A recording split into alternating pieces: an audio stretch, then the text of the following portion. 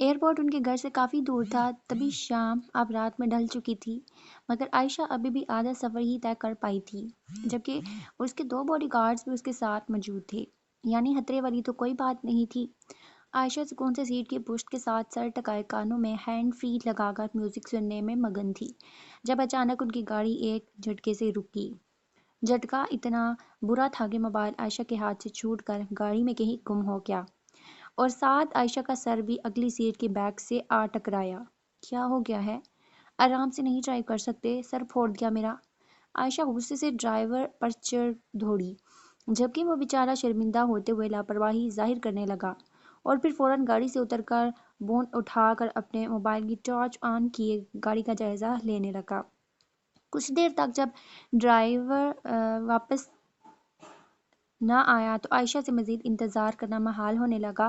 تبھی وہ بھی ایک جھٹکے سے گاڑی کا دروازہ کھول کر تیز قدم اٹھاتی ڈرائیور کے سر پر جا کر کھڑی ہوئی، جبکہ اس کے باڈی گارڈ جو گاڑی میں ہی موجود تھے عائشہ کو باہر نکلتے دیکھ کر خود ہی فوراً اس کے پیچھے لپکے۔ آخر پرابلم کیا ہے؟ گاڑی کم از کم ایک دفعہ چیک تو کر لیا کرو آنے سے پہلے۔ ٹائم دیکھیں کیا ہو گیا ہے، اور ہم یہاں ویرانے میں نمونے بنے کھڑے ہیں۔ حد ہوتی ہے لاپرواہی کی بھی، کمال ہی کرتے ہیں آپ سب۔ عائشہ کا غصہ کسی طور کام ہونے کا نام نہیں لے رہا تھا، تبھی وہ ان سب پر نان سٹاپ برسے جا رہی تھی۔ عائشہ کا غصہ سہتے ہوئے ڈرائیور گاڑی کی تباہ کن حالت دیکھ کر اپنے موبائل سے کسی کو کال کر کے بلانے لگا، مگر کال ہوتی کیسے کیونکہ یہاں سگنل نہیں تھی۔ میم آپ پلیز گاڑی میں جا کر بیٹھیں، یہاں کھڑے رہنا آپ کے سیف نہیں ہے۔ ہم کو انتظار کرتے ہیں یہاں سے نکلنے کا، مگر آپ جائیں اور گاڑی میں بیٹھ کر لاک کر لیں خود کو۔ عائشہ کو پریشان دیکھ کر ایک باڈی گارڈ ارد گرد نظر گھماتے ہوئے عائشہ سے مخاطب ہوا، جبکہ اس کی بات سن کر عائشہ نے ایک سخت گھوری اس پر ڈال کر نظریں ویران پڑی سڑک پر ٹکا دی کہ کہیں کوئی گاڑی ہی آ جائے جس سے وہ لفٹ لے سکے۔ میم پلیز آپ بات سمجھنے کی کوشش کریں، یہ جگہ شش، وہ دیکھیں کوئی گاڑی آ رہی ہے، آئی تھنک ہمیں لفٹ مانگنی چاہیے۔ جب کچھ دیر تک عائشہ وہیں کھڑی رہی تو وہ باڈی گارڈ دوبارہ عائشہ سے گویا ہوا، جب سامنے آ رہی گاڑی کو دیکھ کر عائشہ اس کی بات کاٹتے ہوئے بولی، اور پھر بغیر کچھ سوچے سمجھے جا کر اپنا بائیں ہاتھ کا انگوٹھا نیچے کو کرتے ہوئے بازو لمبے کرتے لفٹ مانگنے لگی، جبکہ وہ نبیل باڈی گارڈ چہرے پر بیزاری سے جائے عائشہ کی طرف بڑھنے لگے۔ گاڑی جیسے ہی عائشہ کے قریب آئی ویسے ہی ایک دم بریک لگا کر گاڑی میں موجود شخص دروازہ کھولتے ہوئے باہر نکلا۔ عائشہ آپ یہاں کیسے اتنی رات کو؟ پہلے تو عائشہ کچھ کنفیوز کھڑی تھی کہ نہ جانے گاڑی والا شخص کون ہو، مگر جیسے ہی ان کی نظر اپنے سامنے کھڑے فرحان پر پڑی تو وہ آنکھیں بند کی ایک لمبی سانس ہوا کے سپرد کر کے دوبارہ مسکراتے ہوئے فرحان کو دیکھنے لگی۔ تھینک گاڈ کہ آپ ہو، ریئلی میں بہت ٹینشن میں آ گئی تھی اس ویرانے میں، یہ میں نے کبھی لائف میں نہیں سوچا تھا کہ آپ کو دیکھ کر مجھے اتنی خوشی ہوگی۔ عائشہ کی خوشی دیکھنے سے تعلق رکھتی تھی وہ، جو کسی اور کو اچھی لگے نہ لگے مگر فرحان کو اپنا دیوانہ ضرور بنا رہی تھی۔ ایکچولی فرحان ہماری گاڑی خراب ہو گئی ہے، میں رمشا کو ایئرپورٹ چھوڑ کر واپس گھر جا رہی تھی کہ گاڑی نے مزید چلنے سے انکار ہی کر دیا، تو کیا آپ مجھے گھر تک ڈراپ کر سکتے ہیں پلیز؟ عائشہ نے ایک سانس میں سارا واقعہ بیان کیا، جبکہ عائشہ کے بولنے کے انداز پر فرحان کے لبوں پر مسکراہٹ آئی۔ کیوں نہیں چلیں آپ، لیکن آپ کو اکیلے اتنی رات میں میرے ساتھ جانے پر مسئلہ تو نہیں؟ آئی تھنک آپ اپنے گارڈز کو بھی ساتھ لے چلیں، یہی بہتر رہے گا۔ فرحان نے عائشہ کو کہتے ہوئے خود کو گھورے گارڈز کی طرف اشارہ کیا تو عائشہ زور زور سے ہنسنے لگی۔ ڈونٹ وری مسٹر بینیر، کچھ نہیں ہوگا، آپ کو ڈرنے کی ضرورت نہیں۔ یہ ہیں مسٹر فرحان احمد، بہت بڑے اور مشہور بزنس مین، میں جانتی ہوں انہیں، اور اب یہ مجھے گھر ڈراپ کر رہے ہیں۔ غلطی آپ سب کی ہے، اس لیے آپ میں سے کوئی بھی میرے ساتھ نہیں جائے گا، سزا بھی تو ملنی چاہیے، تو آپ سب گاڑی ٹھیک کروا کر گھر آ جائیں کیونکہ میں تو جا رہی ہوں۔ عائشہ نے دو ٹوک انداز میں اپنی بات کی اور پھر ہنستے ہوئے تیزی سے جا کر فرنٹ سیٹ پر بیٹھ گئی، جبکہ فرحان نے ایک نظر ان سب کو دیکھا اور پھر خود بھی جا کر گاڑی میں بیٹھ گیا، اور وہ بیچارے بس نگاہوں سے فرحان اور عائشہ کو دیکھے جا رہے تھے۔ آپ بات کیوں نہیں کرتے، یا آپ مجھ سے نہیں کرنا چاہتے؟ کب سے خاموش نظروں سے بس مجھے گھورے جا رہے ہیں۔ فرحان جو اس 10 منٹ کی ڈرائیو میں بھی گاہے بگاہے نہ جانے کتنی ہی دفعہ اپنے ساتھ بیٹھی عائشہ کو پسندیدگی بھری نظروں سے دیکھتا رہا، اور اب بھی بس عائشہ کو ہی دیکھ رہا تھا، پھر چاہے سامنے سے کوئی ٹرک کی کیوں نہ آ جائے اسے اس کی کوئی پرواہ نہ تھی۔ مگر اچانک عائشہ کے جتانے پر اس نے شرمندہ ہوتے ہوئے فوراً نظروں کا زاویہ بدل کر سڑک کی طرف کیا، مگر عائشہ اس کی حرکت پر مسکرائی جو اب ایسے تن کر ڈرائیو کر رہا تھا جیسے اگر غلطی سے پھر ایک نظر مزید عائشہ پر ڈالی تو پتھر کا بن جائے گا یا پھر عائشہ اس کا قتل کر دے گی۔ نہیں تو میں تو آپ بات کریں عائشہ، میں جواب دے دوں گا آپ کو۔ اصل میں مجھے زیادہ بات کرنے کی عادت نہیں ہے تو اس لیے آپ سے بہت بات نہیں کر رہا، اور ویسے بھی کیا بات کروں میں کچھ سمجھ بھی نہیں آ رہا۔ پہلے تو فرحان صاحب نے نظروں کو ہلکا سا ہلکلا ہلکلایا، اور مگر پھر وہ فوراً ہی خود کو سنبھالتے ہوئے عائشہ سے گویا ہوا۔ جب اس کے اتنے سب کچھ بول دینے پر عائشہ زور سے ہنسنے لگی۔ آپ کو پتہ ہے آپ بہت انوسینٹ ہو اور ساتھ تھوڑے تھوڑے کیوٹ بھی۔ عائشہ نے تھوڑے تھوڑے لفظ کو اپنی انگلی کی پور فرحان کے سامنے کرتے ہوئے بیان کیا، جبکہ اب بھی فرحان نے عائشہ کی طرف دیکھنے سے اجتناب برتا تھا۔ مسٹر فرحان، اپنے بارے میں کچھ بتائیں تو صحیح۔ اس دن ریسٹورنٹ میں بھی صرف میری ہی باتیں سنتے رہے تھے آپ، جس سے آپ کو میرے بارے میں تو ہر چھوٹی بات کا علم ہو گیا ہے، مگر آپ کی فیملی میں کون ہے مجھے یہ تک نہیں پتا، اور نہ ہی کیا ہوا۔ عائشہ جو ڈیش بورڈ پر کونے ٹکائے اپنا مکمل رخ فرحان کی طرف کیا، اس کا موبائل اٹھا کر یوز کرنے کے ساتھ بات بھی کر رہی تھی، اچانک سے فرحان کی بریک لگا دینے پر اس سے وجہ پوچھنے لگی۔ سامنے سڑک پر کوئی بے ہوش پڑا، شاید عائشہ آپ گاڑی لاک کر لیں، میں چیک کر کے آتا ہوں، یاد سے گاڑی لاک کر لیں، باہر مت آئیے گا۔ فرحان عائشہ کو ہدایت دیتے ہوئے خود گاڑی سے باہر نکلا اور پھر سامنے سڑک پر چلنے لگا جہاں کوئی شخص اوندے منہ گرا تھا۔ ان مسٹر بلینیئر کو بھی کیا ضرورت ہے اس ویران میں ہمدردی جتانے کی؟ یہ کوئی ٹرپ بھی تو ہو سکتا ہے، مگر نہیں، ان کے اندر تو ہمدردی کے کیڑے جلپلا رہے تھے، پھر بلا مدد۔ کون ہو آپ؟ بازو چھوڑے میری فرحان۔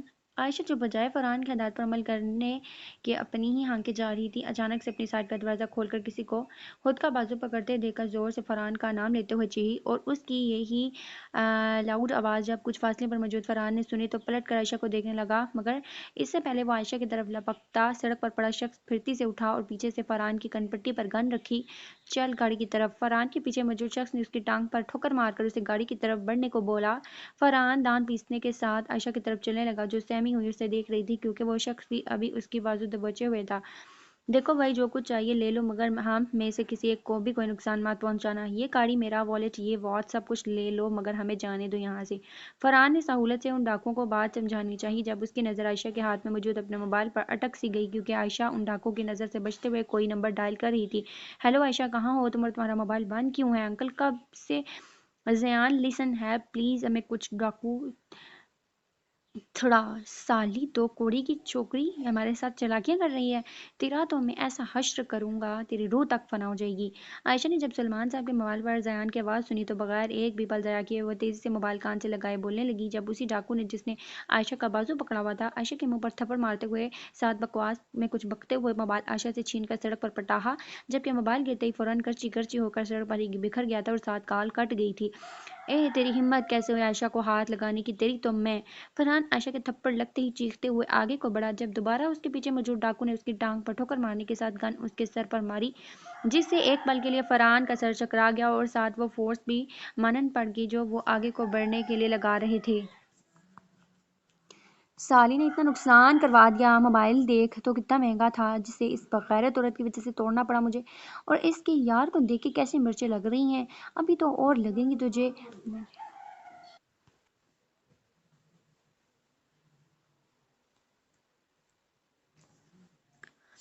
جب ایک چیز کا حساب تیری اس بلبل کے وجود سے وصولیں گے۔ وہی ڈاکو جس نے عائشہ کو پکڑا ہوا تھا اپنی غلیظ نظروں سے جس سے ہوش ٹپک رہی تھی اسے عائشہ کے نازک سراپے پر گاڑتے ہوئے بولا، اور پھر ساتھ ہی عائشہ کے بازو کندھے کے پاس سے اپنے ہاتھ سے کھینچ کر پھاڑ دی۔ اور بس فرحان جو کب سے بے سود سا ہو گیا تھا، اب اس بکواس سے اس کا غصہ ساتویں آسمان پر پہنچ چکا تھا۔ تبھی وہ اپنے پیچھے موجود ڈاکو کو ٹانگ مار کر گراتے ہوئے ایک پانچ اس کے منہ پر جڑنے کے بعد غضبناک تاثرات چہرے پر سجائے عائشہ کے مزید قریب ہوا، اور پھر اپنے دائیں ہاتھ سے اس ڈاکو کا گریبان پکڑ کر اسے عائشہ سے کھینچ کر الگ کرتے ہوئے ایک زوردار پنچ اس کے پیٹ پر بھی مارا، اور روتی ہوئی عائشہ کو گاڑی میں بیٹھنے کا اشارہ کیا، اور پھر دو چار ٹھوکریں مزید اس ڈاکو کو مارتے ہوئے وہ خود بھی آ کر گاڑی میں بیٹھ گیا اور گاڑی سٹارٹ کر دی۔ وہ اس وقت جلد سے جلد عائشہ کو سیفلی اس کے گھر چھوڑنا چاہتا تھا۔ پہلے ہی اس نے بے وقوفی کی بدولت اتنا سب کچھ کروا دیا تھا جس کے لیے وہ خود کو کبھی معاف نہ کرتا، جبکہ عائشہ اپنی پھٹی ہوئی بازو پر ہاتھ رکھے مسلسل رونے میں مصروف تھی۔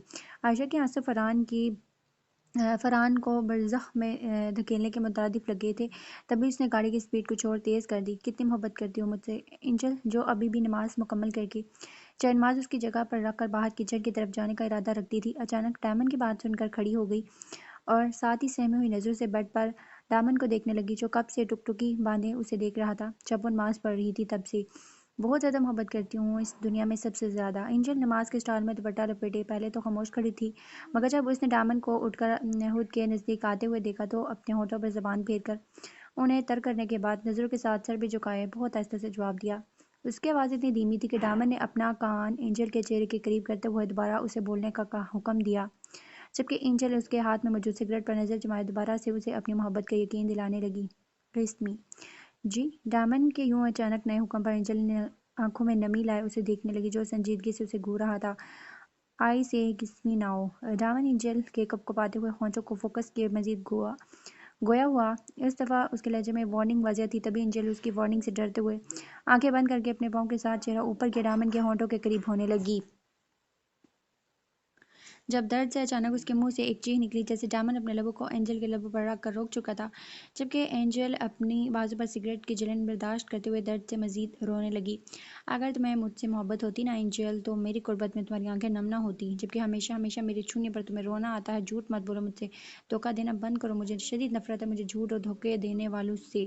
بند کرو اینجل مجھے بیوقوف بنانا۔ آئی سے اسٹاپ اٹ۔ ڈائمنڈ نے ایک ہاتھ سے اینجل کے جبڑے کو دبوچتے ہوئے ٹانگ پیستے ہوئے اس سے کہا اور پھر ساتھ ہی اسے بیڈ پر دھکا دے کر خود غصے سے تن پن کرتے کمرے سے باہر نکل گیا۔ جبکہ اینجل اپنی قسمت پر آنسو بہانا شروع ہو گئی، اور کر بھی وہ کیا سکتی تھی، وہ پچھلے ایک ماہ سے ہی تو کر رہی تھی۔ سلمان صاحب کے ساتھ زیان بھی شدید پریشانی سے عائشہ کی کال ٹریس کروانے کی جدوجہد کر رہا تھا، جب اچانک سے انہیں اپنے گھر کی پورچ میں کوئی گاڑی رکنے کی آواز سنائی دی۔ جہاں سلمان صاحب تیزی سے باہر کی طرف بڑھے تھے، وہیں زیان بھی اپنا موبائل پاکٹ میں ڈالتے ہوئے سلمان صاحب کے پیچھے چل پڑا۔ حال میں داخل ہوتے ہی اس کی نظر عائشہ پر پڑی جو سلمان صاحب کے سینے سے چپکے اونچے اونچے رو رہی تھی، جبکہ اس کے پیچھے کھڑے شخص کی پیشانی سے خون کی ایک لکیر بہتی ہوئی اس کے گریبان سرخ کر رہی تھی۔ زیان آج بھی عائشہ کو دیکھنے کی خاطر سلیمان صاحب کے ساتھ ہی ان کے گھر میں داخل ہوا تھا۔ جب اسے عائشہ کے اتنی دیر تک گھر سے لاپتہ ہونے کا علم ہوا، کسی کی ہیلپ لے کر گاڑی لیے باڈی گارڈز کا واپس آ چکے تھے، اور عائشہ کا انہوں نے بتایا تھا کہ وہ کسی جاننے والے شخص کے ساتھ گھر واپس آ رہی ہے، مگر ابھی تک وہ واپس کیوں نہیں آئی۔ یہی سوچتے ہوئے زیان نے فوراً ہی عائشہ کے نمبر پر کال کی تو وہ نمبر گاڑی میں ہی پڑا سوئچ آف جا رہا تھا، جبکہ اس بات سے اسے اور زیادہ عائشہ کی فکر ستانے لگی۔ وہ بار بار عائشہ کے نمبر کو ٹرائی کیے جا رہا تھا جب اسے سلیمان صاحب کے موبائل پر رنگ ہوتی سنائی دی۔ سلیمان صاحب لینڈ لائن پر کسی سے محض گفتگو تھے، اس لیے زیان کا کال پک کر لی، مگر آگے سے عائشہ ڈری سہمی ہوئی آواز اس کی سن کر وہ ساکت رہ گیا۔ اس سے پہلے وہ اپنا ایڈریس بتاتی کسی نے اس کے منہ پر تھپڑ مارنے کے بعد اسے موبائل چھین لیا اور پھر ساتھ ہی کال بھی کاٹ دی۔ عائشہ کو پڑنے والے تھپڑ سے زیان کے دماغ کی رگیں ایک پل میں ہی تن گئیں۔ کاش وہ اس وقت عائشہ کے پاس ہوتا تو وہ پھر بتاتا وہ اس کی عائشہ کو ہاتھ لگانے کا انجام کیا ہوتا ہے۔ فوراً ہی زیان نے غصے سے آگ بگولا ہوتے ہوئے انسپکٹر کو ڈانٹنے کے ساتھ جلد از جلد کال ٹریس کرنے کو کہا، جو کہ انہیں لاسٹ لوکیشن 10 منٹ میں سینڈ کرنے والا تھا، مگر اس سے پہلے ہی عائشہ گھر واپس آ گئی تھی۔ عائشہ کو دیکھتے زیان کی سانسیں بحال ہوئی جو کب سے رکی ہوئی تھیں اس کی۔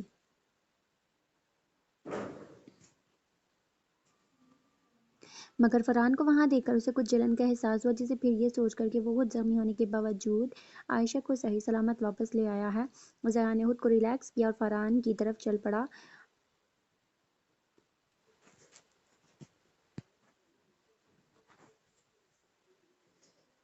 آئی مسٹر، میں آپ کو ہاسپٹل لے چلتا ہوں، کافی چوٹ آئی ہے آپ کو تو۔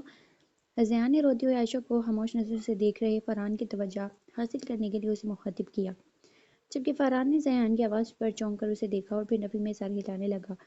نہیں بہت شکریہ، میں خود چلا جاؤں گا، ایکچولی آئی ایم سوری، یہ سب میری وجہ سے ہوا، اگر میں گاڑی نہ روکتا تو وہ ڈاکو۔ I am extremely sorry for that Ayesha, please آپ رونا بند کریں، اب میں چلتا ہوں، اللہ حافظ، میں گھر جا کر کال کروں گا آپ کو، اپنا خیال رکھیے گا، اور آپ؟ اے ایس پی زیان علی۔ فرحان نے سلمان صاحب سے بولتے ہوئے زیان کی طرف رخ کیا۔ جب زیان نے اسے اپنا نام اور تعارف کروایا، جی اے ایس پی زیان علی، آپ پلیز بہت خیال رکھیے گا اپنی بہن کا، وہ بہت ڈر گئی ہیں ان ڈاکو کی وجہ سے۔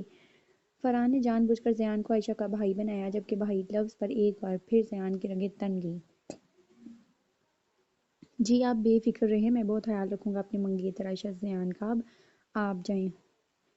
ہون بہت تیزی سے بہہ رہا ہے اور ہاں بہت شکریہ آپ کا میری عائشہ کی حفاظت کرنے کا، آئندہ آپ کو اس کی زحمت نہیں پڑے گی کیونکہ میں خود عائشہ کی حفاظت کر لوں گا۔ زیان بھی کہاں چپ رہنے والوں میں سے تھا اور اسے ویسے بھی فرحان کی نظروں میں عائشہ کے لیے پسندیدگی صاف نظر آ رہی تھی، تبھی اسے جتانے لگا کہ عائشہ کے بارے میں وہ کیا فیلنگ رکھتا ہے، جبکہ دوسری طرف فرحان سنجیدگی سے زیان کی طرف دیکھتے ہوئے آخر میں اس کی طرف ایک طنزیہ مسکراہٹ اچھال کر ایک بار پھر سلمان صاحب کے سینے لگی۔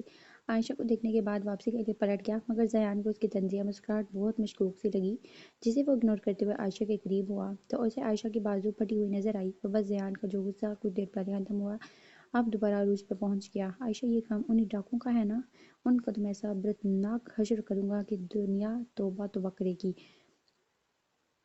ماموں آپ عائشہ کو اس کے روم میں لے کر جائیں، میں اب جا رہا ہوں، صبح ڈیوٹی پر جانے سے پہلے چکر لگاؤں گا، خدا حافظ۔ زیان سے عائشہ کا یوں رونا برداشت نہیں ہو رہا تھا، ساتھ ہی اس کا غصے سے بھرا برا حال ہو چکا تھا، تبھی وہ سلمان صاحب کو ہدایت دیتے گھر سے باہر نکل گیا، جبکہ اس کے جاتے ہی سلمان صاحب بھی عائشہ کو اسی طرح اپنے ساتھ لگائے اس کے کمرے کی جانب بڑھے۔ رات کے تقریباً 11 بجے دامن نے کمرے میں قدم رکھا تو اسے کمرے میں پھیلی نائٹ بلب کی ہلکی سی روشنی میں عائشہ بیڈ کے ایک کونے میں سمٹی ہوئی گہری نیند میں مبتلا نظر آئی۔ عائشہ کو دیکھتے ہی دامن سست روی سے چلتے ہوئے بیڈ پر چڑھ گیا اور پھر عائشہ کے قریب ہوتے ہوئے اس نے عائشہ کا چہرہ اپنے ہاتھوں کے پیالے میں بھرتے ہوئے ایک کس اس کی پریشانی پر دی اور پھر ساتھ ہی ابھی ہلکی ہلکی نمی لیے اس کی دونوں آنکھوں کو اپنے لبوں سے چھونے لگا، جو اس بات کا ثبوت تھی کہ وہ ابھی تک روتے ہوئے سوئی ہے۔ آئی ایم سوری، مجھے نہیں پتہ نہیں مجھے کیا ہو جاتا ہے، میں تمہیں تکلیف نہیں پہنچانا چاہتا، پھر بھی تمہیں تکلیف میں دے دیتا ہوں۔ آئی ایم سوری یار، بہت درد ہوا ہوگا نا تمہیں، بہت جلن برداشت کی ہوگی، کیسے سہا ہوگا تم نے، دوبارہ میں نہیں کروں گا ایسا، آئی پرومس، بٹ مجھے کبھی چھوڑنا نہیں اینجل، مر جاؤں گا میں تمہارے بغیر، سچ میں مر جاؤں گا، بس معاف کر دیا کرو مجھے، مانا کہ بہت برا ہوں مگر جیسے بھی ہوں تم سے عشق کرتا ہوں، وہ بھی انتہا درجے کا۔ ڈائمن نے بھرائی ہوئی آواز میں اینجل کی بازو جس پر سگریٹ لگائی تھی اسے زخم کو چومتے ہوئے دیوانہ وار عائشہ کے چہرے پر اپنی محبت کی مہر ثبت کرنے لگا اور ساتھ بولتے ہوئے اس نے معافی مانگی اینجل سے، مگر ایسا تو وہ ہمیشہ سے اسے تکلیف پہنچا کر کرتا تھا، یہ کوئی نئی بات تو تھی نہیں، مگر حیرت کی بات تو یہ تھی کہ عائشہ اس کے یوں خود کو چھونے پر بھی گہری نیند میں سوئی ہوئی تھی، شاید درد کی شدت سے اس کا دماغ اتنا سن ہو گیا تھا کہ وہ اس قدر گہری نیند میں جا چکی تھی۔ تم صرف میری ہو اینجل، صرف اپنے ڈائمن کی۔ ڈائمن آخری بار اینجل کے ہونٹوں کو چھونے کے بعد اپنا سر اس کے سینے پر رکھ کر خود بھی گہری نیند میں چلا گیا۔ رات کے کسی پہر اینجل کی آنکھ کھلی تو اسے شدت سے پیاس کا احساس ہوا، روتے ہوئے سونے کی وجہ سے اس کا گلا خشک ہو چکا تھا، لیکن جب اس نے اٹھ کر جگ کو دیکھا تو وہ خالی پڑا۔ اتفاق سے اس کی نظر اپنے قریب سو رہے ڈائمن پر پڑی تو وہ قرب سے اسے سکون کی نیند سوتے دیکھ مسکرائی اور پھر اٹھ کر ناچار کچن کی جانب چل پڑی کیونکہ اب مزید پیاس برداشت نہیں ہو رہی تھی اس سے۔ دوسری طرف ڈائمن نے جب نیند میں اپنے برابر کی جگہ پر ہاتھ پھیرا تو وہ اینجل کو نہ پا کر جھٹ سے اٹھ بیٹھا اور پھر اسے سارے کمرے میں تلاشنے کے لیے نظر گھمانے لگا، تو اینجل کو کمرے میں نہ پا کر وہ تیزی سے باہر کی جانب لپکا، جہاں کچن کی لائٹ آن دیکھ کر وہ سکون کی سانس لیتے ہوئے کچن کی طرف بڑھا۔ اینجل بھی فریج سے بوتل نکال کر گلاس میں پانی انڈیل رہی تھی کہ اچانک اس نے خود کو ڈائمن کے حصار میں پایا۔ ڈائمن نے اسے پیچھے سے کمر سے پکڑتے ہوئے اسے اپنے سینے سے لگانے کے بعد اب لب اس کے دہنے شانے پر رکھ دیے۔ ڈائمن کے ایسا کرتے گلاس اینجل کے ہاتھوں سے چھوٹ کر زمین میں گرا، لیکن ڈائمن نے اسے ویسے ہی تھاما ہوا تھا۔ اینجل سگریٹ والے واقعے سے اتنا گھبرا چکی تھی کہ کوئی احتجاج کرنے کی ہمت ہی نہ کر سکی۔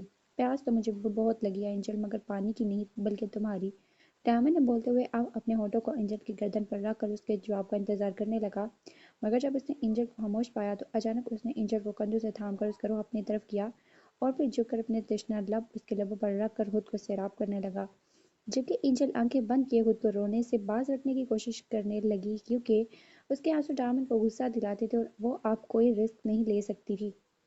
تھوڑی دیر بعد जब डामन ने खुद को सैराब कर लिया तो जरा सा झुक कर एंजल के नाजुक वजूद को अपनी बाहों में भरकर कमरे की तरफ चल पड़ा।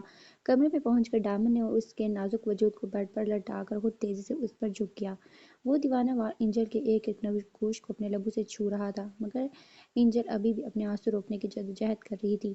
उसके चेहरे से होते हुए अब डामन उसकी गर्दन पर झुक चुका था। एंजल ने जब हल्का सा एहतजाज करना चाहा तो उसने एंजल के लबों पर अपने लब रख दिए।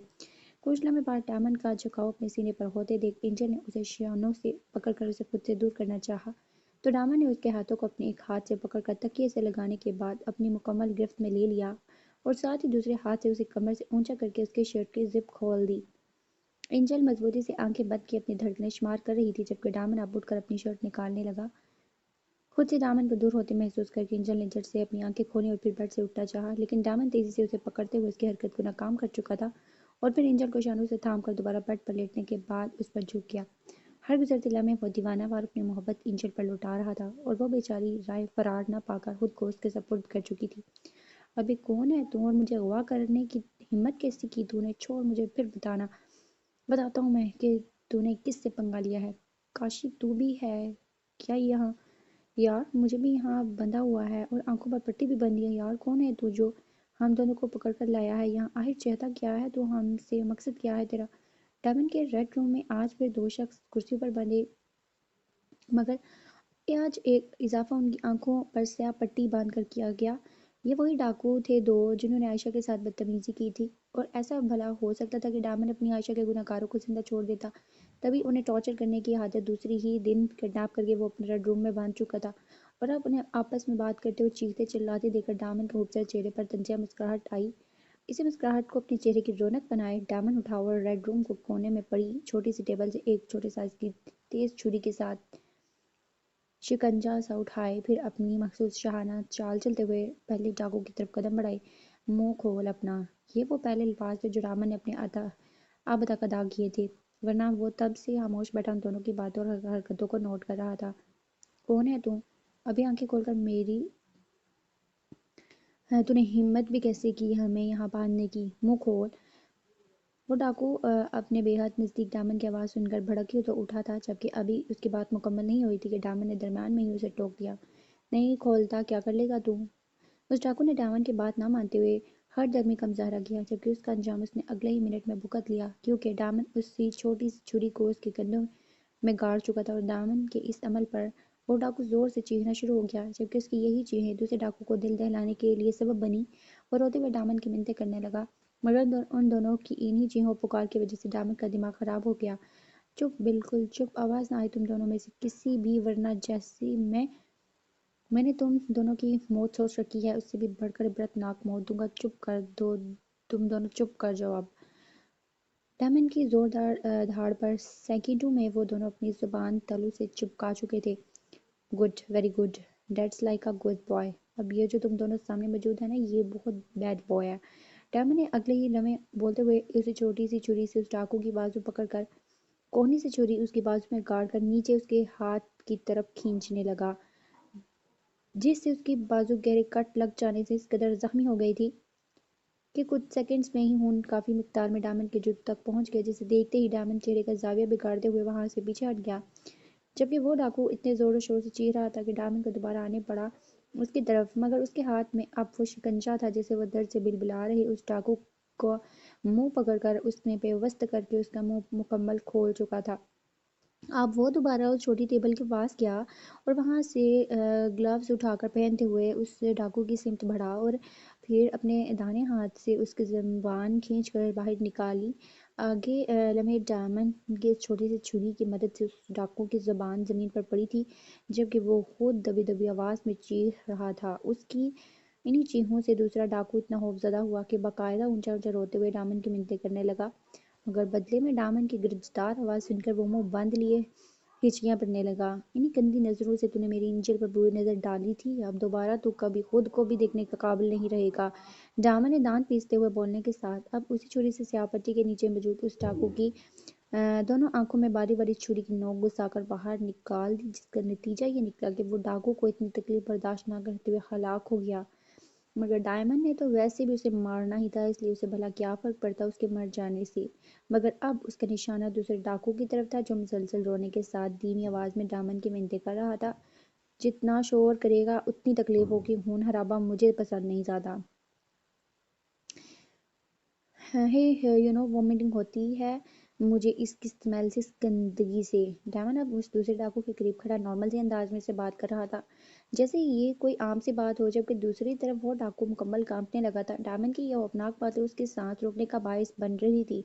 تو ٹینشن نہیں لے، تجھے میں ایک آسان سی موت دیتا ہوں، کچھ ایسی جس سے تو ایک ہی بار میں مر جائے، مگر کیا کروں کچھ سمجھ نہیں آ رہا، چل تو ہی بتا کیسے موت دوں تجھے۔ ڈائمنڈ پرسوچ انداز میں اپنی پیشانی مزلتے ہوئے اس ڈاکو سے مشورہ مانگ رہا تھا، اور وہ ڈائمنڈ کے اس انداز پر اپنا دل بند ہوتا محسوس کرنے لگا۔ گلا کاٹ دوں کیا تیرا؟ اس طرح تو ایک ہی بار میں مر جائے گا۔ تو کیسا لگا آئیڈیا میرا؟ ڈائمنڈ نے جب کافی دیر سوچ کر اپنا آئیڈیا اس ڈاکو سے شیئر کیا تو بدلے میں اسے مکمل سناٹا ملا۔ وہ ڈاکو اب سسکیاں بھر رہا تھا، نہ بول کر ڈائمنڈ کی منتیں کر رہا تھا، بلکہ وہ تو اب سانس بھی نہیں لے رہا تھا۔ ابھی مر گیا ہے کیا؟ ڈائمنڈ نے اپنا پاؤں جوتے سمیت اس ڈاکو کی ٹانگ پر مار کر اسے مخاطب کیا، تو بدلے میں وہ اپنا سر کرسی کی ایک سمت گرا گیا، جو اس بات کا ثبوت تھا کہ وہ ہارٹ اٹیک سے ہی مر گیا۔ کیا یار، اتنی جلدی کیا تھی تجھے؟ مجھے مارنے تو دیتا۔ چلو کوئی بات نہیں، صفائی ہو گئی اس معاشرے کی گندگی کی۔ ڈائمنڈ حقارت سے ایک نظر ان دونوں لاشوں پر ڈال کر ریڈ روم سے باہر نکل گیا۔ اب اس کا ارادہ ڈنر کرنے کا تھا۔ آخر اب اتنی محنت کی تھی تو بھوک لگنا تو نارمل سی بات تھی۔ اٹھو اٹھو اٹھو جلدی سے، انجل جا کر فریش ہو جاؤ، میں بریک فاسٹ بنانے جا رہا ہوں، پھر دونوں مل کر کریں گے۔ ٹھیک ہے، اور میں کیا سوچ رہا تھا کہ آج شام ڈنر کرنے کہیں باہر جائیں گے، کافی ٹائم ہو گیا ہے تمہیں باہر نکلے ہوئے، تو کیسا لگا میرا پلان؟ صبح 8 بجے خود فریش ہونے کے بعد ڈائمنڈ کمفرٹر میں چھپی انجل کے گال پر کس کرتے ہوئے ایک ہی سانس میں بولا، جبکہ انجل حیرانی سے ڈائمنڈ کے خوبصورت چہرے کو دیکھتے ہوئے سمجھنے کی کوشش کرنے لگی کہ وہ اس پر اتنا مہربان کس لیے ہو رہا ہے، کیونکہ کل رات اس کی قربت میں بھی وہ جنون یا شدت نہیں تھی جو انجل آج کل محسوس کرتی تھی۔ شاید وہ گلٹ میں تھا کہ اس نے انجل کا بازو سگریٹ سے جلا دیا، اس لیے وہ ناشتہ بھی اپنے ہاتھوں سے بنانے والا تھا کہ انجل کو بنانے میں مشکل پیش آتی۔ انجل بیڈ پر کمفرٹر اپنے کندھوں تک کھینچ کر اٹھ کر بیٹھی ہوئی خاموش نظروں سے ڈائمنڈ کو دیکھ گئی، جو آج اسے اپنا اپنا محسوس ہو رہا تھا، جو کہ ایسے تو وہ ان کی شادی کے بعد چند دن تک ہی رہا تھا، اس کے بعد وہ مکمل چینج ہو گیا تھا۔ وہ اس سے پہلے والی ڈائمنڈ کو تو مانو بھول گئی تھی، جس سے وہ محبت کرتی تھی اور جس کا عشق تھی وہ۔ خود اٹھ جاؤ انجل، ورنہ اٹھا کر چھوڑ آؤں گا تمہیں بعد تک، پھر خود ہی تمہیں شکایت ہوگی مجھ سے۔ ڈائمنڈ کی شوخی ابھی بھی ویسی ہی قائم تھی، جبکہ انجل اب نظریں جھکائے اپنے نچلے ہونٹ کو دانتوں تلے دبائے مصروف تھی۔ دراصل اس وقت وہ صرف اپنے بدن کو کمفرٹر کی مدد سے چھپائے ہوئے تھی، تو پھر بھلا وہ کیسے ڈائمنڈ کی موجودگی میں باتھ تک جاتی؟ یہی سوچ کر وہ پریشان ہو رہی تھی، جبکہ اسے یوں اپنے ہونٹ چباتے دیکھ ڈائمنڈ دھیرے سے انجل کے قریب ہوا، اور پھر اس کا چہرہ چین سے پکڑ کر اوپر کرنے کے بعد تیزی سے اپنے انگوٹھے کی مدد سے انجل کے ہونٹ کو اس کے دانتوں کے نیچے نکالتے ہوئے خود اپنے اسی ہاتھ کی انگلی کو انجل کے بالوں میں پھنسانے کے بعد وہ نرمی سے انجل کے ہونٹوں پر اپنی محبت کی مہر لگانے لگا۔ اس دفعہ اس کے انداز میں اتنی نرمی اور محبت تھی جو انجل کو مدہوش کرنے کا باعث بننے لگی۔ انجل مسلسل آنکھیں بند کیے دنیا جہان سے غافل اپنے ایک ہاتھ کو ڈائمنڈ کی گردن میں ڈالے، جبکہ دوسرے سے اپنا کمفرٹر پکڑے اس لمس کو محسوس کر رہی تھی جسے وہ ایک ماہ میں کہیں بھول گئی تھی۔ ٹھیک کچھ دیر بعد ڈائمنڈ اسی نرملاہٹ سے انجل سے الگ ہوا اور پھر اس کے ہونٹوں کو اپنے انگوٹھے کی مدد سے سہلانے لگا۔ دوبارہ انہیں تکلیف مت دینا انجل، کیونکہ ان پر میرا حق ہے، تو انہیں تکلیف پہنچانے کی میں تمہیں بھی اجازت نہیں دیتا۔ ڈائمنڈ نے بے شک دھیمے لہجے میں بات کی، مگر اس میں بھی وارننگ واضح تھی، جسے سمجھتے ہوئے انجل نے اچانک سے ڈائمنڈ کو دیکھا اور پھر اپنی نظریں جھکا گئی۔ پھر ٹھیک کچھ سیکنڈز بعد وہ ڈائمنڈ کے بازو میں تھی اور ڈائمنڈ اسے اٹھاتے ہوئے بات کی طرف بڑھا۔ انجل نے مضبوطی سے کمفرٹر کو دبوچ کر اپنے ساتھ چپکائے رکھا۔ جب ایک ٹانگ سے بات کا دروازہ کھول کر ڈائمنڈ انجل کو اٹھائے بات میں داخل ہوا اور پھر آہستہ سے اسے بات کے فرش پر کھڑا کر دیا، جبکہ انجل ابھی بھی نظریں جھکائے اپنے جسم کو کمفرٹر سے چھپا رہی تھی۔ آپ جلدی سے ریڈی ہو جاؤ، میں بریک فاسٹ بنانے جا رہا ہوں۔ ڈائمنڈ نے سر جھکائے کھڑی انجل کے گال سے ہلاتے ہوئے اسے حکم دیا، اور پھر وہ باتھ روم سے باہر نکل گیا، اور انجل ابھی بھی ڈائمنڈ کے متعلق سوچتے ہوئے بات لینے لگی۔ بات لے کر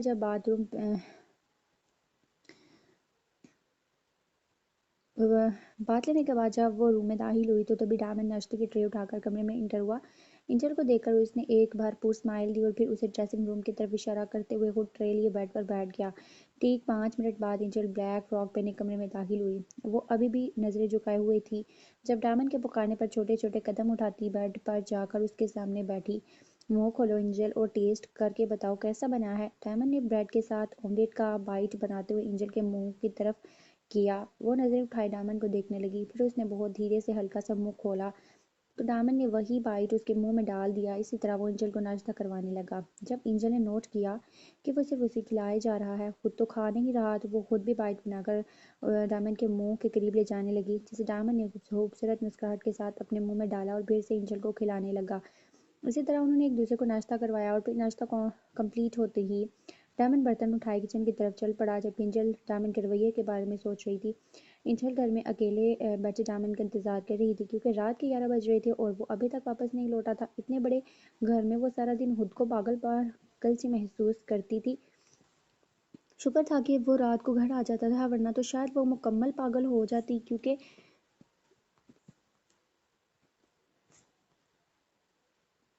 तन्हाई सहना आसान काम तो नहीं होता, और वैसे भी उसे कहाँ आदत थी तन्हा रहने की। अभी वो बार बार दरवाजे की सिम देखे उसका इंतजार कर रही थी। जब कमरे का दरवाजा खोलकर डायमंड कमरे में दाखिल हुआ, डायमंड को देखते ही एंजल बेड से उठकर तेजी से उसके करीब आई। आप इतनी देर से क्यों आते हैं? मुझे अकेले बहुत डर लगता है इतने बड़े घर में। वो सेमी हुई नजर से डायमंड को देखते हुए गोया हुई। कुछ दिनों से डायमंड की मिलने वाली भरपूर मोहब्बत से वो काफी हद तक नॉर्मल हो गई थी। तभी अब भी वो उससे शिकवा करने की हिम्मत कर पा रही थी, मगर आज उसे डायमंड कुछ दिनों की बनिस्बत अजीब लगा। या ये कहना ज़्यादा बेहतर होगा कि एंजल को वो वही जालिम डायमंड लगा जो सिर्फ उसे तकलीफ पहुंचाना चाहता था। इस वक्त डायमंड का मुकम्मल चेहरा गुस्से की ज्यादती से सुर्ख हो चुका था। ना जाने किस बात पर उसका ऐसा हाल हुआ था जिसे एंजल समझने से कासिर थी। अब मैं सारा वक्त तुम्हारे कदमों में तो नहीं बैठ रह सकता, और भी बहुत सारे काम होते हैं मुझे, डायमंड गुस्से से बोला और अलमारी की तरफ बढ़ा। एंजल का नाइट सूट निकालकर उसकी तरफ बढ़ाते हुए बोला, जाओ जाकर चेंज करके आओ।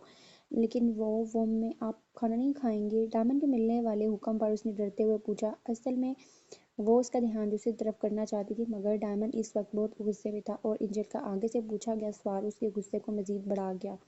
तभी उसने एंजल का नाइट सूट जमीन पर फेंक कर खुद उसकी तरफ बढ़ा और फिर उसके करीब आकर रुकने के बाद एक झटके से उसका दुपट्टा उसकी गर्दन से निकालकर सोफे पर उछाल दिया। फिर एंजल के मजीद करीब होते हुए उसने एंजल के बालों को कैचर की कैद से आज़ाद किया, जिससे उसके बाल आबशार की तरह उसकी पुश्त पर फैल गए।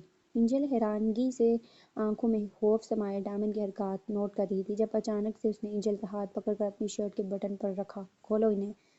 अपनी नज़रें एंजल के सहमे हुए चेहरे पर गाड़ी वो जोर से दौड़ा, जबकि एंजल उसकी गर्दन उसकी इस गरज पर उछल कर खौफ से सहम कर उसे देखने लगी। लेकिन उसकी आंखों में गुस्से के साथ वार्निंग देकर वो जल्दी जल्दी उसकी शर्ट के बटन खोलने में मसरूफ हो गई। जब शर्ट के सारे बटन खोल चुकी तो डायमंड ने अपनी शर्ट उतारकर सोफे पर पड़े उसके दुपट्टे के पास उछाली। वो फिर एक झटके से एंजल को अपने सीने में बींच कर उसके बालों में अपना चेहरा छुपा गया। डायमंड ने इतनी जोर से उसे खुद में बींचा कि एंजल को अपनी सांसें रुकती महसूस हुई, जबकि साथ ही साथ डायमंड की जसाते बढ़ती जा रही थी। वो उसके कंधों को अपने लबों से छूता हुआ अब उसकी गर्दन में झुका। इस वक्त वो एंजल की गर्दन पर जा बजा अपनी मोहब्बत की मोहरें सब्ज करते हुए झुककर उसकी कॉलर बोन पर किस करने लगा था, और फिर साथ ही डायमंड के हाथ उसकी पीठ पर रेंग रहे थे। एंजल चुपचाप खड़ी डायमंड की हरकत पर अब मुकम्मल कांपने लगी थी, जब अचानक से डायमंड ने उसकी शर्ट की जिप खोली और शानों से उसकी शर्ट को नीचे करते हुए उसके कॉलर बोन के नीचे झुक कर किस करने लगा। डायमंड का झुकाव अपने सीने पर होते हुए देख एंजल ने अपनी भारी हो रही सांसों के दरमियान हल्का सा एहतजाज करना चाहा, जब डायमंड झुककर उसके नाजुक वजूद को बाहों में भर कर बेड तक लाया और एक झटके से उसे बेड पर लटाकर खुद उस पर काबिज हो गया। एंजल ने उसके शानों पर हाथ रखकर उसे खुद से दूर करना चाहा, तो डायमंड ने उसके हाथों की उंगलियों में अपनी उंगलियां फंसाकर तकिए से लगा दिए और साथ ही उसके वजूद पर दीवाना वार अपनी मोहब्बत की शिद्दत की निशानियां चश्मा करने लगा। डायमंड ने एंजल के पेट पर किस करते उसके नाक पर अपनी लब रख दिया और कितनी ही दफा किस करता रहा। एंजल अपनी आंखों में आंसू लिए उसकी शिद्दतों को बर्दाश्त करने की कोशिश में हलकान हो रही थी, और वो उसके आंसू से भरी आंखों को अपने लबों से मुअत्तर कर रहा था। तो वो कभी अपने लबों को उसके लबों से छूता, कभी उसके रुखसार तो कभी उसकी गर्दन। انجل اس وقت خود کو بے بس محسوس کر رہی تھی۔ پچھلے ایک ہفتے سے اسے ڈائمنڈ کی محبت، اس کی چاہت کی عادت ہو گئی تھی۔ پھر بھلا یہ کیا ہو گیا تھا ڈائمنڈ کو جو وہ دوبارہ ویسے برتاؤ کر رہا تھا؟ یہ بات انجل سمجھنے سے قاصر تھی۔ تبھی وہ بغیر کوئی احتجاج کے اب خود کو ڈائمنڈ کے سپرد کر چکی تھی، جس سے وہ ساری رات انجل کے وجود پر قابض رہا اور پھر صبح فجر سے پہلے اس سے الگ ہو کر انجل کے وجود پر لحاف ڈالنے کے بعد خود آنکھیں بند کیے نیند کی وادیوں میں اتر گیا۔ اب انجل بری طرح ٹوٹ چکی تھی۔ ڈائمنڈ کا یہ روپ ہمیشہ سے اس کی روح تک فنا کر دیتا تھا۔ وہ رونے کے ساتھ ڈائمنڈ کے متعلق سوچتے ہوئے ایسی لحاف میں لیٹی نہ جانے کب خود بھی ہوش و حواس سے بے گانہ ہو گئی۔ سر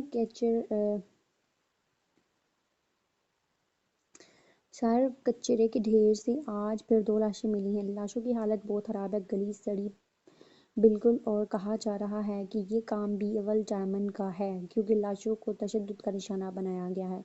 سلیمان صاحب اپنے آفس میں بیٹھے کسی کیس کی فائل کھولے ہوئے تھے جب اچانک سے نیو انسپکٹر جاوید انہیں آج ملنے والی لاشوں سے خبر کرنے لگے۔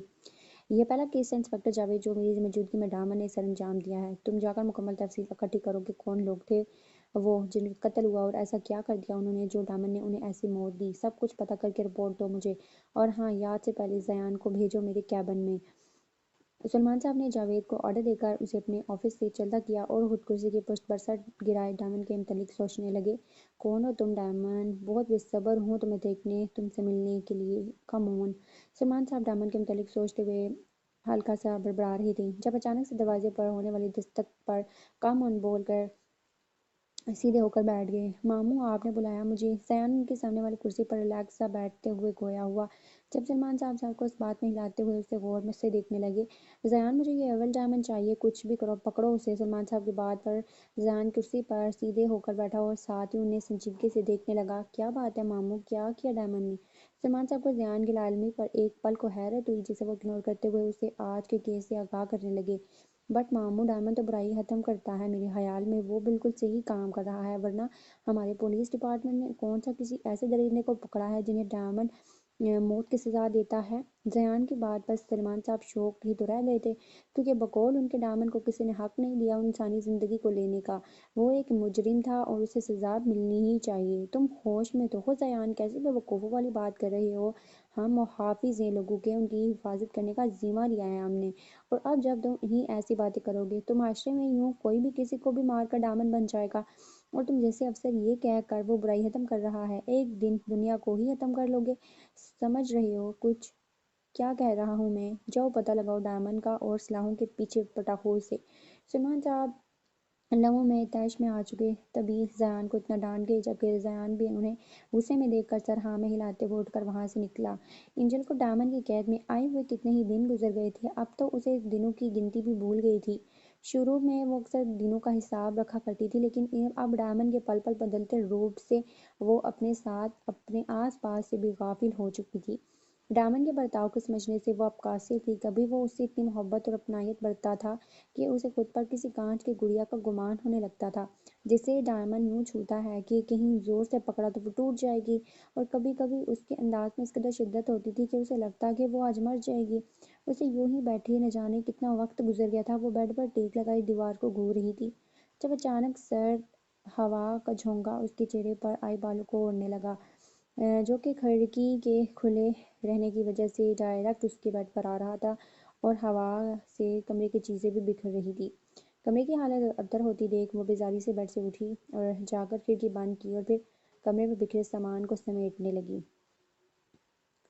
پہلے اس نے کمرے میں پھیلے ہوئے کاغذوں کو سمیٹ کر ٹیبل پر رکھا، پھر جھک کر میز کے قریب پڑے ڈیجیٹل کلاک کو اٹھایا۔ اس ڈیجیٹل کلاک پر وقت کے ساتھ تاریخ بھی دیکھی جا سکتی تھی۔ جیسے ہی وہ اس کلاک کو ٹیبل پر رکھنے لگی تبھی اچانک اس کی نظر کلاک پر نظر آتی تاریخ پر گئی اور وہ ساکت رہ گئی۔ جولائی، 15 جولائی۔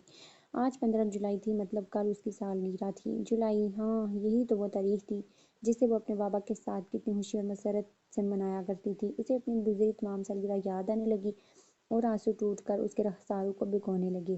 اسے یاد تھا کیسے رات کو 12 بجے ہی بابا اس کے کمرے میں کیک لے کر آتے تھے اور پھر برتھ ڈے کے پہنے مسکراتے ہوئے اس کے قریب آتے تو وہ پہلے بابا کے گلے لگ کر ان سے سالگرہ کی ڈھیر ساری مبارکباد اور دعائیں وصول کرنے کے بعد کیک کاٹتی تھی۔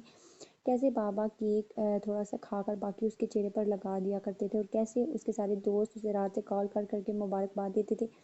یہ سلسلہ اگلے پورے دن گاہے بگاہے چلتا رہتا تھا۔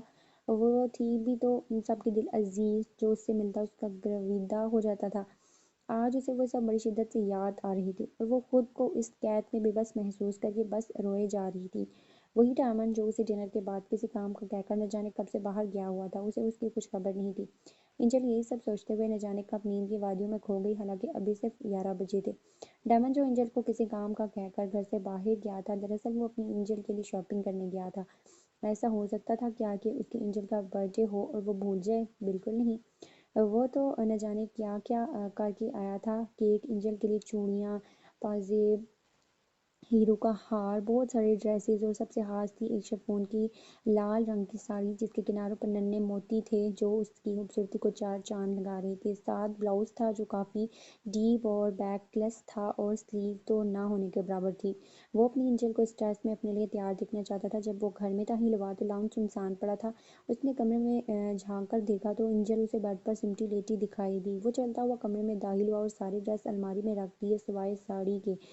ساڑی اور باقی چیزیں اس نے کمرے میں موجود ٹیبل پر رکھی، اور کیک اور پھول کو لے کر کمرے سے نکل گیا باہر۔ لاؤنج میں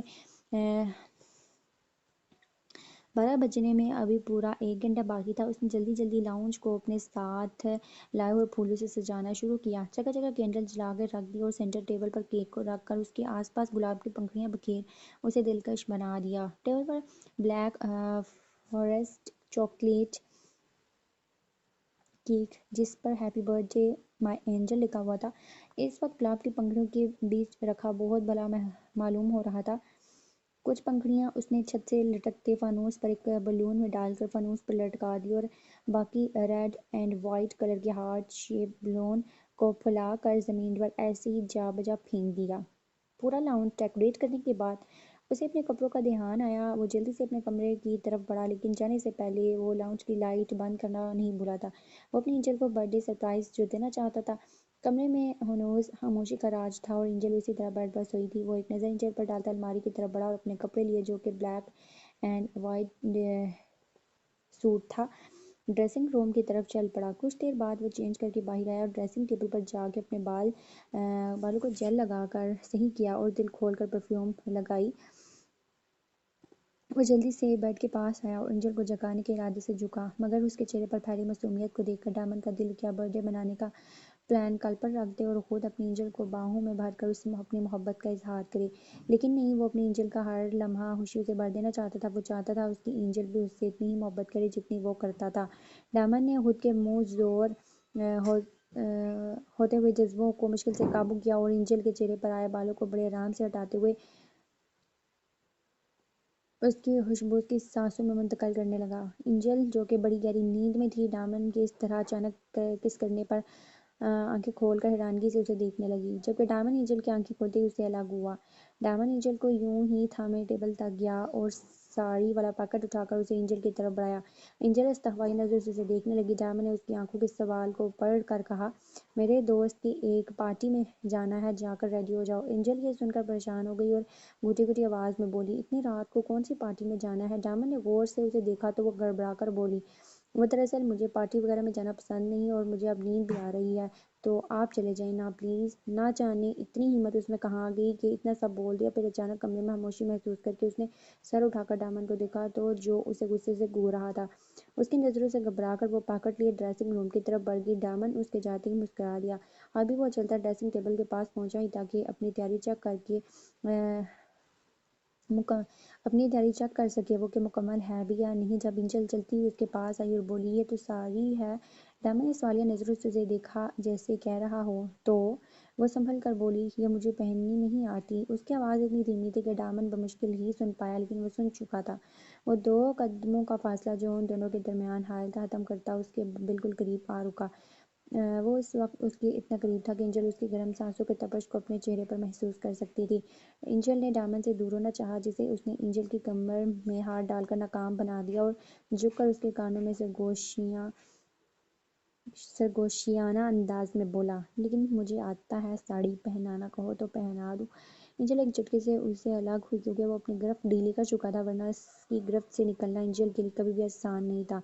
ڈائمنڈ سے الگ ہوتے ہی انجل جلدی سے پکڑ لیے ڈریسنگ روم میں تقریباً بھاگتے ہوئے بند ہو گئی۔ وہ جانتی تھی ڈائمنڈ سے کچھ بعید نہیں وہ ایسا کر بھی سکتا تھا۔ انجل نے پھر سے پکڑ کھولا اور خوف میں مبتلا ہو کر اس نے ساڑی کو دیکھا۔ ایسا نہیں تھا کہ اسے ساڑی پہننی نہیں آتی تھی، وہ اکثر اپنے کالج کے فنکشنز میں ساڑی پہنتی آئی تھی، لیکن وہ خاصی مہذب ہوتی تھی۔ لیکن یہ ساڑی، خیر ساڑی تو اس کو بھی بہت اچھی لگتی تھی، لیکن مسئلہ تھا بلاؤز کا کہ جو بالکل بیک لیس تھا اور سامنے سے بھی کافی ڈیپ تھا اور سلیو تو نہ ہونے کے برابر تھی۔ وہ کیسے ایسا ڈریس پہن کر باہر جا سکتی تھی، حتیٰ کہ کسی پارٹی میں جانا؟ لیکن وہ یہ بھی جانتی تھی کہ اگر ڈائمنڈ نے اسے یہ پہننے کو کہا تھا تو وہ کسی صورت انکار نہیں کر سکتی۔ انکار کی صورت وہ خود اسے پہنانے کا ارادہ سن چکی تھی۔ آخرکار بہت سوچنے کے بعد وہ اسے پہن کر باہر آئی۔ ڈائمنڈ اس کا ہی انتظار کر رہا تھا۔ جب وہ ڈریسنگ روم سے باہر آئی تو اسے دیکھ کر ڈائمنڈ کے ماتھے پر سلوٹیں آ گئی، کیونکہ انجل نے ساڑی کو اچھے سے آگے پیچھے لپیٹ رکھا تھا۔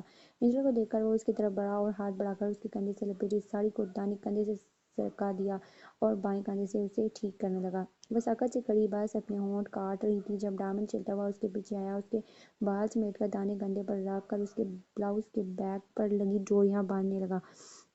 ڈائمنڈ کے ہاتھوں کا لمس پاتے ہی انجل نے اپنی آنکھیں زور سے بند کر لی۔ ڈوریاں بند کر کے ڈائمنڈ جھکا اور اپنے لبوں سے جا بجا اس کے بیک پر کس کرنے لگا، جبکہ انجل اس کی جسارتوں پر پاگل ہونے لگی تھی۔ جب اچانک وہ اس سے الگ ہوا اور چلتا ہوا ٹیبل تک گیا اور چوڑیاں اور ہیروں کا ہار اٹھا کر ڈریسنگ ٹیبل پر رکھا، پھر وہ انجل کو لیے ڈریسنگ ٹیبل تک آیا اور ڈریسنگ ٹیبل کے اسٹول پر اسے بٹھا کر خود گھٹنوں کے بل اس کے سامنے بیٹھا اور انجل کا دانا پیر اٹھا کر اپنے گھٹنوں پر رکھا۔ پھر اس کی ساڑی کو ذرا سا اوپر کر کے بڑے ناز سے وہ انجل کے پیروں میں پازیب پہنانے لگا، اور یہ کرنے کے ساتھ ہی اس نے اپنے لب بھی پازیب پر رکھ دیے۔ اس کے لب رکھتے ہی انجل نے اپنا پیر جھٹکے سے اس کے گھٹنوں سے ہٹایا۔ سائمن مسکرایا اور پھر یہی عمل اس کے بائیں پاؤں کے ساتھ کر کے اس کی کلائیاں تھام کر اس میں چوڑیاں پہنانے لگا، اور یہ کرتے ہوئے مسلسل اسے پیار بھری نظروں سے دیکھے جا رہا تھا۔ اب ڈائمنڈ اٹھا اور ٹیبل سے ہار اٹھا کر انجل کو پہنایا، اور پھر بوندے پہنانے کے بعد وہ انجل کو کھڑا کر کے اس کا رخ اپنی طرف موڑ کر اس کی ساڑی کو بائیں کندھے سے ٹھیک کرنے لگا۔ ایسا کرتے ڈائمنڈ نے نوٹ کیا تھا کہ انجل مسلسل نظریں جھکائے کھڑی ہے، شاید اس کی وجہ بلاؤز کا ڈیپ گلا تھا۔ وہ انجل کو تذبذب کا شکار دیکھ کر مسکرایا اور اس کا ہاتھ تھامے چلتے ہوئے کمرے سے نکل کر لاؤنج میں لے آیا۔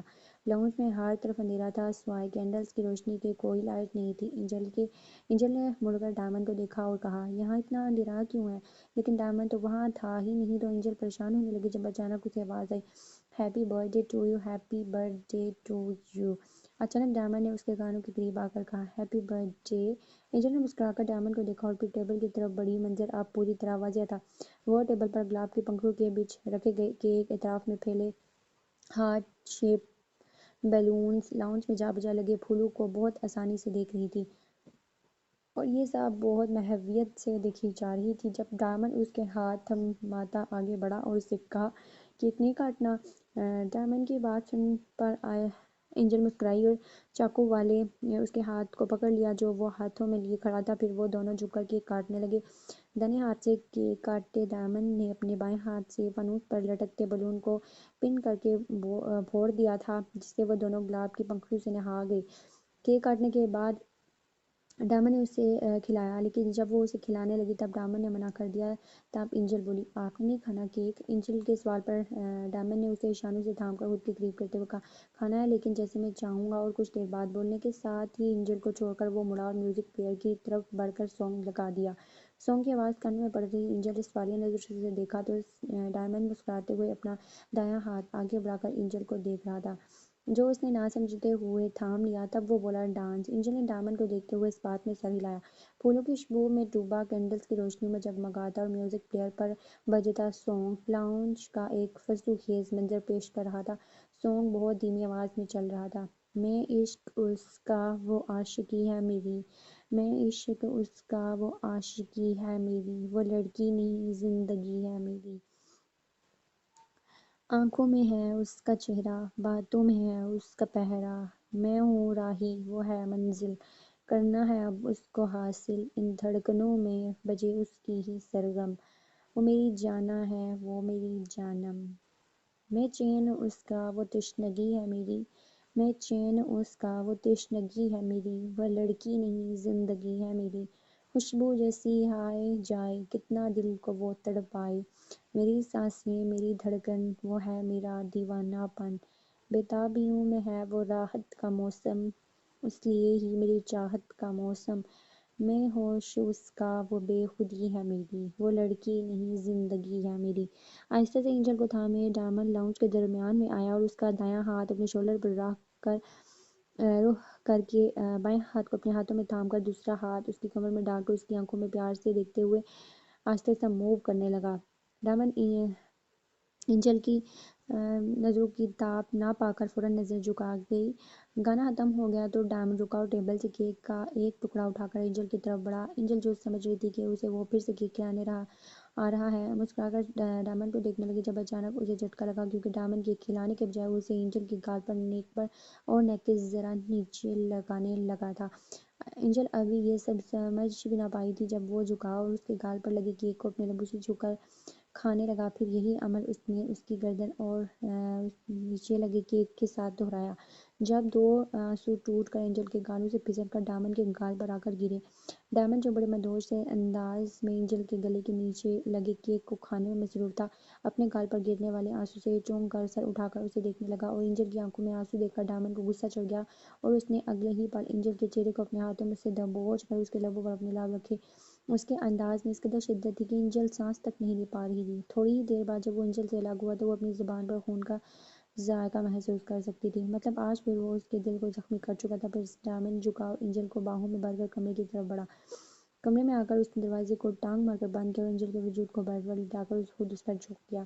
جھکنے سے پہلے ڈائمنڈ اس کا پلو ہٹا چکا تھا۔ اینجل اس کے چہرے پر جا بجا اپنی محبت کی شدت نشاور کر کے وہ اب اس کی گردن پر جھک گیا، ساتھ ہی وہ اس سے شانوں سے اوپر کر کے اس کے بلاؤز کی ڈوریاں اور ہک کو کھول چکا تھا۔